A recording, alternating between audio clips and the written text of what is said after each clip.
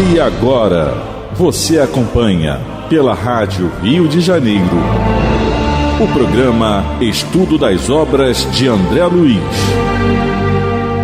Vamos refletir sobre o livro Nosso Lar. Produção e apresentação, Tereza Cristina e Marco Antônio.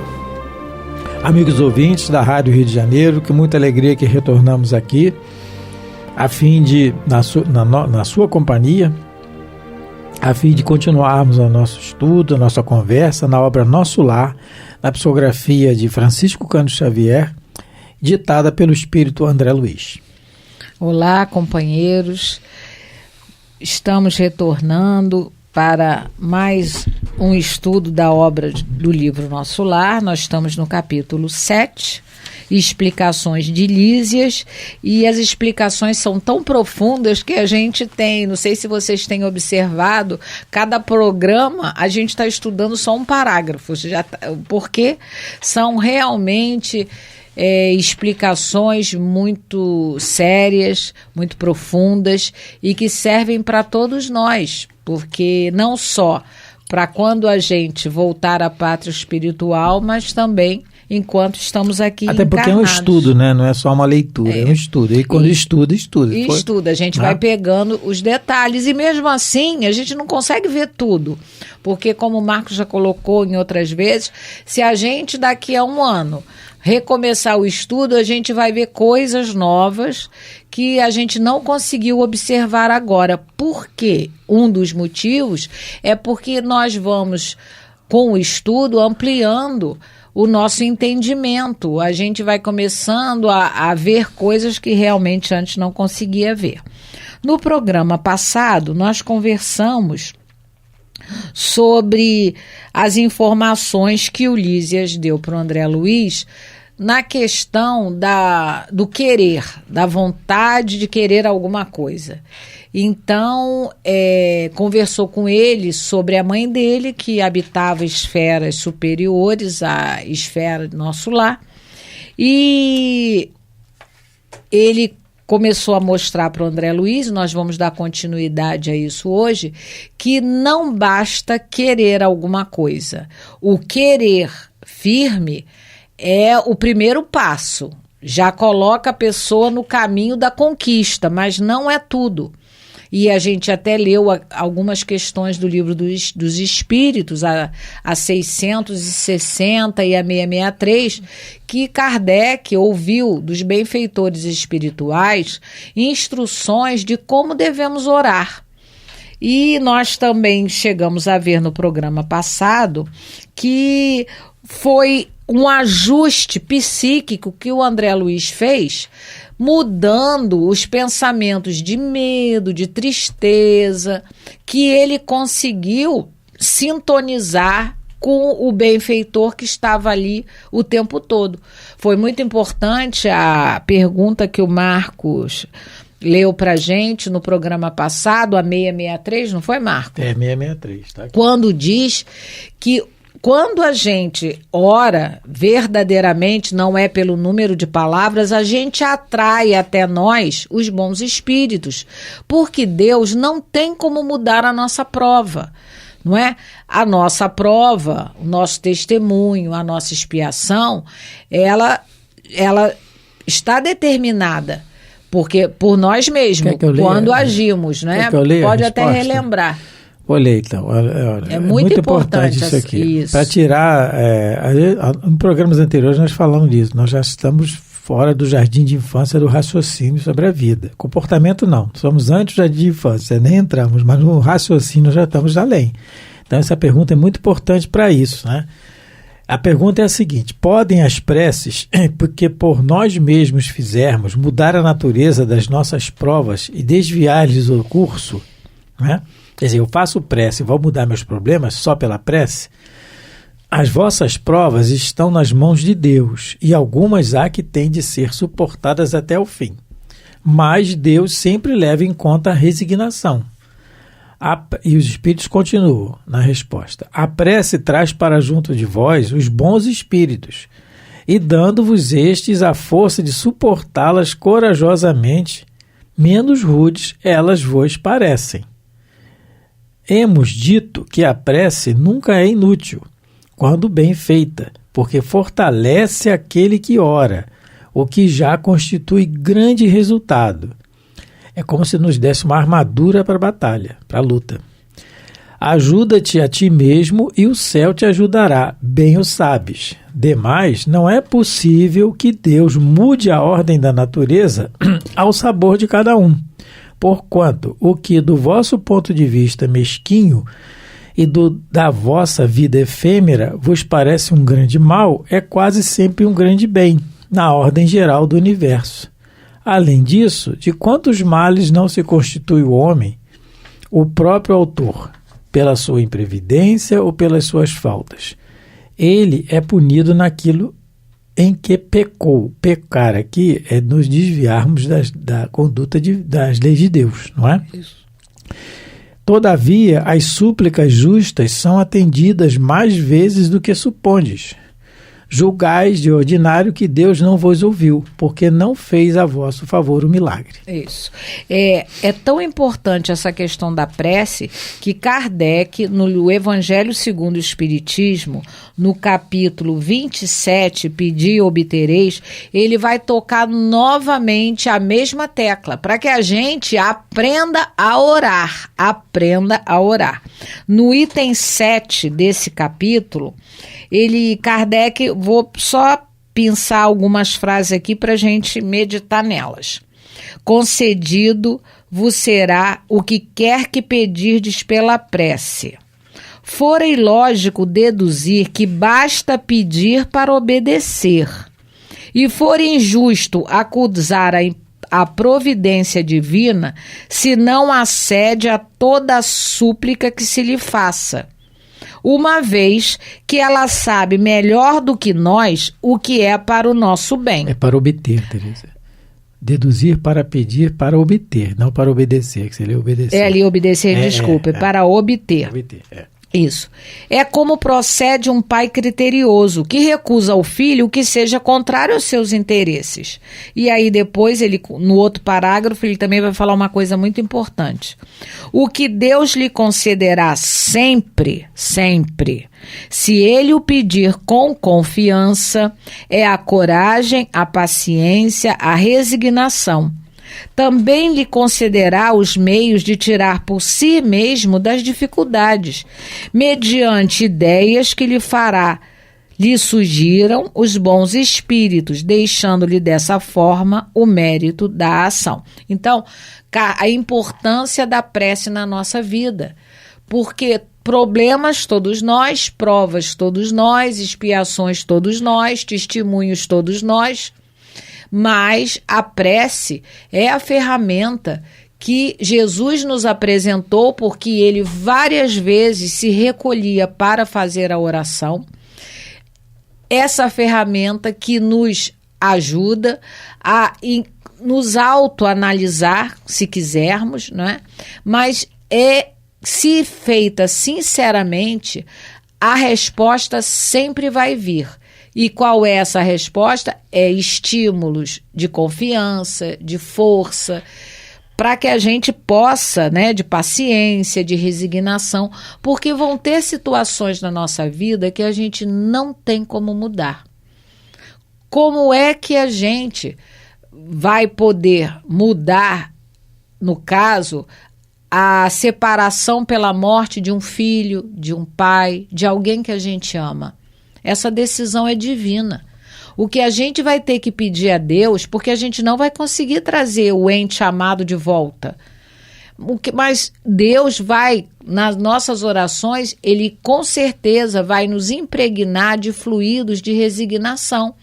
Esses bons espíritos, que são os mensageiros divinos, eles vão nos ajudar a ter força e coragem para que a gente possa continuar, porque a tarefa de quem desencarnou terminou, mas quem ficou continua. Teresa, nós lemos o Livro dos Espíritos, na pergunta 663 sobre a prece, você leu o Evangelho no capítulo 27. Isso, a eficácia da prece. E conjugando uma ideia com a outra.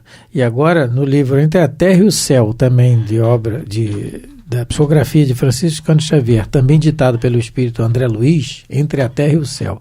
No seu capítulo 1, que é exatamente em torno da prece, o título, o mentor diz assim: cada prece, tanto quanto cada emissão de força, se caracteriza, porque a prece é uma emissão de fluidos, de força. Sim. Se caracteriza por determinado potencial de frequência, que são ondas. E todos estamos cercados por inteligências capazes de sintonizar com o nosso apelo, à maneira de estações receptoras. Então, na medida da nossa vontade, nós vamos sintonizar com alguém que é, como diz o Livro dos Espíritos aqui, e vai nos dar força. Não vai resolver o problema, mas vai nos dar força para resolvermos o nosso problema criado por nós. Isso, não é? É verdade. E lembrando, como a gente colocou no programa passado, acho que foi o passado, a questão da gente vigiar o nosso pensamento quando a gente também desejar mal a alguém. Porque nós vamos, com certeza, atrair também espíritos, porque... Como o Marco acabou de ler, nós vivemos num mar de pensamentos, nós vamos atrair espíritos inferiores que vão nos ajudar muitas das vezes a cumprir isso que a gente quer. Isso, mesmo que o mal que nós desejamos, nós viemos a desejar porventura, não aconteça com esse alguém, mas nós somos responsabilizados por aquilo que desejamos. É aquilo que, eu acho que é Joana de Anjos que fala, se alguém vai te atirar lama, desvia, porque a lama não vai pegar em você, a pessoa continuou com a mão suja. Então, no nosso caso, nós que estamos com a lama na mão, nós estamos desejando. Pode não acontecer com ele, porque não está no programa dele, ou então ele está em outra faixa vibratória do bem, e não acontece. No livro 50 anos depois, né, Tereza? Que é um romance também imperdível, de Emmanuel, na psicografia de Francisco Cândido Xavier, 50 anos depois. Tem uma personagem central do livro, que é a Célia, uma determinada personagem do livro quer fazer um mal lá na família. Ela vai numa médium. E a médium diz assim, olha, lá mora a médium, é médium realmente, só que ela está sintonizada com as faixas negativas, inferiores. E aí ela diz para a personagem do livro assim, que acho que a Cláudia sabe, não, esqueci o nome, E a personagem fala assim, olha, você quer fazer um mal àquela família, mais ou menos assim, mas lá mora um anjo. Ela, pela mediunidade, ela vê a luz da Célia lá na casa. Protegendo a família. E o plano toda. dela não dá muito certo por causa da Célia. Tem todo o desenrolar da história, muito bonita, quem quiser, por favor, E na realidade leia, ela fez mal, foi para ela mesma. Foi para ela mesma. No final da história a gente vê que o mal foi para ela mesma. Isso. Então, vamos começar a ler o parágrafo 20º. A gente... Não é? Então, estamos no capítulo 7, vamos começar a ler. Olhos brilhantes, encorajado pelo esclarecimento recebido, que foi esse esclarecimento que a gente acabou de falar, né? Exclamei resoluto. Desejarei então com todas as minhas forças. Ela virá, ela virá, ela virá. Deve ter fechado o olhinho e falou assim, vem, mas não veio. Lísias sorriu com inteligência e, como quem previne generoso, afirmou ao despedir-se, porque até aqui parece que o André Luiz não entendeu direito, porque ele falou, ela virá, ela virá, ela virá, ele tinha acabado de dizer para ele, o querer ardentemente é o primeiro passo, mas não é tudo. Então, ele falou assim, não, deixa eu explicar de novo, porque eu acho que ele não está entendendo direito, não é? Ele deu a explicação, que o querer é o primeiro passo. Aí... mas disse que precisa, né? Você precisa dilatar o teu padrão vibratório, você precisa mudar o teu psiquismo. Aí ele fala, ela virá, ela virá, ela virá. Ele falou, ele não entendeu. Aí ele vai agora explicar para o André Luiz mais detalhadamente que o querer é o primeiro passo, mas, vamos lá. Convém não esquecer, contudo, que a realização nobre exige 3 requisitos fundamentais, a saber, primeiro, desejar, segundo, querer, né? Saber desejar, terceiro, merecer, ou por outros termos, vontade ativa, trabalho persistente e merecimento justo. Não é? Porque o André Luiz parece que esqueceu. Ele explicou e ela virá, como se só isso, essa repetição, bastasse. Não é? E aí o que ele, né, querendo dizer? A vontade realmente firme é o primeiro passo, é você não duvidar. É você, não, eu tenho certeza que isso vai acontecer, eu quero que aconteça, que Deus me ajude, mas no caso aqui, você tem que mudar o teu padrão vibratório, porque você está orando, mas se você continua a ser a mesma pessoa triste, preguiçosa, medrosa, você não mudou nada, você não está fazendo por onde, não é? Você não está, vamos dizer assim, no esforço produtivo. Aí só o querer não basta. E ele também diz a questão do merecimento, né? Do merecimento justo. Por quê? Às vezes você vai querer muito uma coisa, você vai se esforçar para mudar o teu padrão vibratório, mas de repente aquela coisa não é para acontecer. Porque a gente também tem que ter o merecimento de acontecer. Pode ser que por um período, né, você não consiga receber aquilo que você está tanto querendo que acontece. Porque o merecimento entra na pauta da obtenção do que tu deseja. Então, o André Luiz, novamente o Lísias está colocando para ele, olha meu filho, vou te explicar melhor. Você vai ter que sair, você vai querer ter essa vontade, mas você tem que se esforçar para sair desse automatismo que você vive. Então, vamos dar aqui um exemplo grosseiro. A pessoa, ela está precisando trabalhar, ela está desempregada. E aí ela começa, ai meu Deus, me ajuda, eu preciso de um emprego, eu tenho família para sustentar. Mas ela não sai de casa para procurar um emprego. Como é que o emprego vai chegar na casa dela se ela não sair para buscar alguém que esteja oferecendo emprego? Quantas pessoas na pandemia saíram pela rua com cartazes, botavam número de telefone, não é? Fizeram posts na internet, alguma pessoa amiga fez, mas foi a luta. Com certeza essa pessoa, ela rezou muito. Mas além do querer ardentemente, a gente tem que tomar uma atitude. No caso de um emprego, é você sair, não é, em busca das ofertas que estão sendo oferecidas no mercado. Mas você também mudar o teu pensamento, porque às vezes você, falando aqui na questão do trabalho, você só quer trabalhar naquilo. E às vezes a oferta que chega até você é de um outro tipo. Então, é isso que o Lísias está explicando para o André Luiz.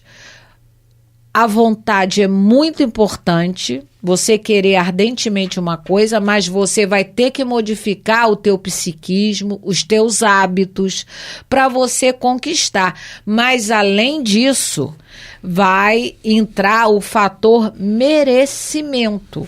E de repente, até essa tua mudança de hábito, de pensamento, vai fazer com que você mereça o que antes não estava merecendo. Você faz lembrar o livro Ação e Reação, também da psicografia de Francisco Cândido Xavier, também ditado pelo Espírito André Luiz, o personagem Adelino, se eu não me engano. Correia. Adelino Correia. Isso.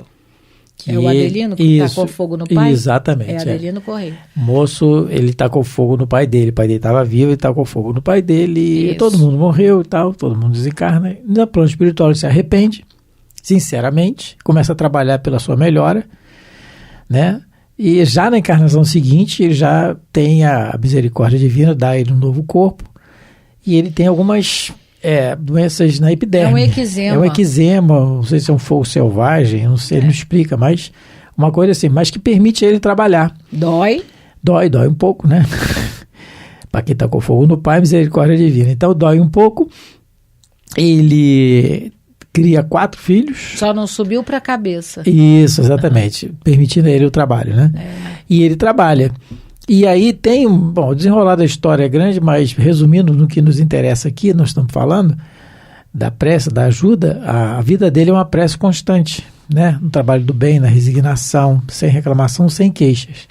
Mudou muito do que ele foi na encarnação anterior.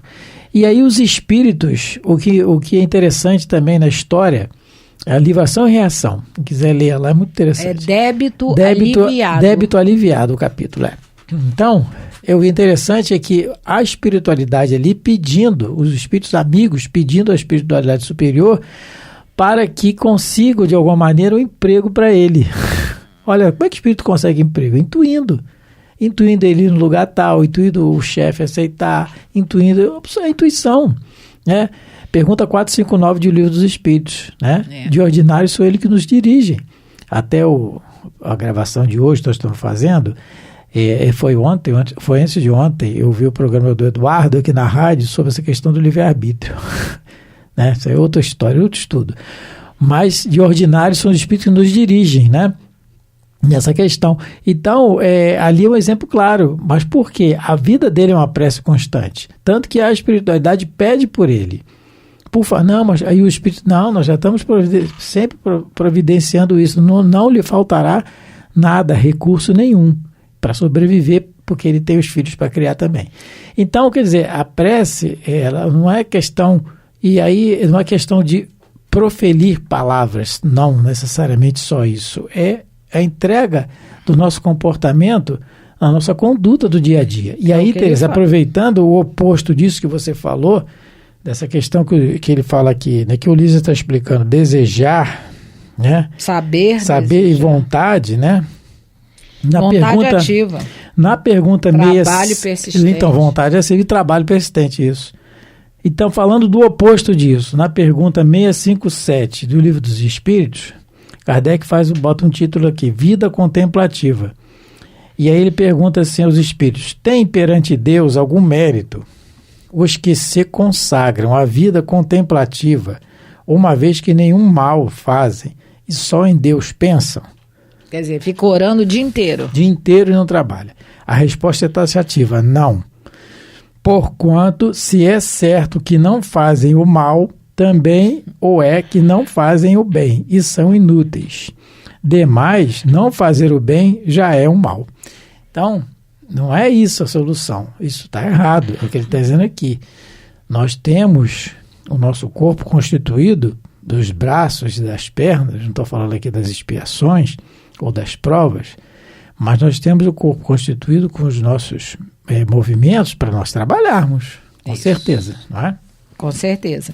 Então, aí o André Luiz, agora, depois dessa explicação, com certeza o André Luiz, ele entendeu o que Lísias quis dizer. E o último parágrafo do capítulo é o seguinte: o visitador, que é o Lísias, ganhou a porta de saída, sorridente, enquanto eu me detinha silencioso a meditar no extenso programa formulado em tão poucas palavras. Qual é o programa? Desejar, saber desejar e merecer. Por outros termos, vontade ativa, trabalho persistente e merecimento justo. Por isso que a gente vê, às vezes, em alguns lugares, assim, o slogan, arar também é orar. Porque enquanto trabalha-se, estamos orando a Deus porque estamos cumprindo os nossos deveres. A irmã Zenóbia, no livro Obreiros da Vida Eterna, também de André Luiz, não é? Ela dirige um posto de socorro móvel, né? Que se move na... Isso, Fabiano de Cristo, o abrigo Fabiano de Cristo. A espaçonave. Então, ela ora de manhã e executa o trabalho durante o dia inteiro. Porque ela coloca isso lá. É interessante, o Marco está dizendo porque eles queriam trabalhar, queriam orar toda hora, ela falou, a oração eu já fiz, agora é o trabalho. Agora é o trabalho. É muito bem lembrado. Então, terminamos o nosso capítulo 7. Nem tanto, que no programa tem um comentáriozinho para fazer no final. Então, mas a gente vai entrar programa, Mas a gente entra, se Deus permitir, no capítulo 8. Um abraço a todos, fiquem com Deus, Deus abençoe os vossos lares. Deus abençoe a todos. A Rádio Rio de Janeiro apresentou o programa Estudo das Obras de André Luiz. Produção e apresentação, Tereza Cristina e Marco Antônio.